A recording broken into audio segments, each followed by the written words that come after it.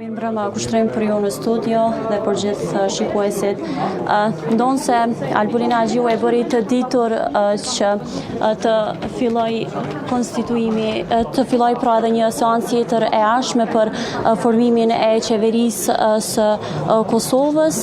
Nuk e ka bërë të ditur pra sakt orën se kur do të filloj kjo seancë. Megjithatë, para pak minutash erdhi deputeti pra Veton Berisha së bashku me Duda Baljen dhe bën të ditur që kjo seancë do të duhej të fillonte në orën 20, por megjithatë shihet që deputetët ende nuk kanë hyrë të gjithë në sallë dhe ende nuk ka filluar pra kjo seancë. Megjithatë kanë vazhduar pra gati 34 minuta me vonesë kjo seancë që të filloj, pritet që me fillu edhe me u zgjedh pra edhe kryeministri pra që tashmë është bërë ditur nga deputetja pra Arbëriana Gavci nga Lëvizja Vetëvendosje që ja ka dërguar presidentës Vjosa Osmani emrin e mandatarit pra liderit të kësaj partie Albin Kurtit për kryeministër. Gjithashtu edhe presidentja e Kosovës Vjosa Osmani e ka bërë të ditur këtë përmes një postimi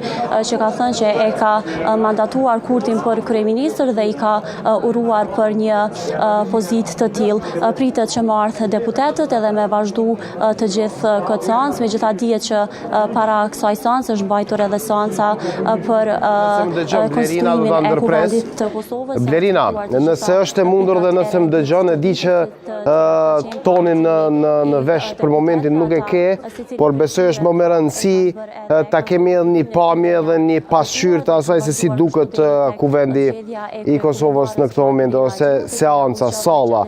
Nëse është e mundur nga regjia t'ja bëjnë me dije Blerinës ose eventualisht edhe kamermanit. 6 vota pra nga Alianca për Ardhërinë e Kosovës, kurse kundër Agjiut pra votuan Partia Demokratike e Kosovës dhe Lidhja Demokratike e Kosovës. Gjithashtu janë zgjedhur edhe 5 nënkryetarët e Kuvendit të Kosovës, të cilët pra nga Partia Demokratike e Kosovës ka qenë Vlora Qitaku, nga Lidhja Demokratike e Kosovës është zgjedhur Kujtim Shala, nga Partia Lëvizja Vetëvendosje është zgjedhur deputeti Ardi Angola, nga lista serbe Slavko Simici dhe nga komunitetet jo shumis është zgjedhur Emilia Regjepi.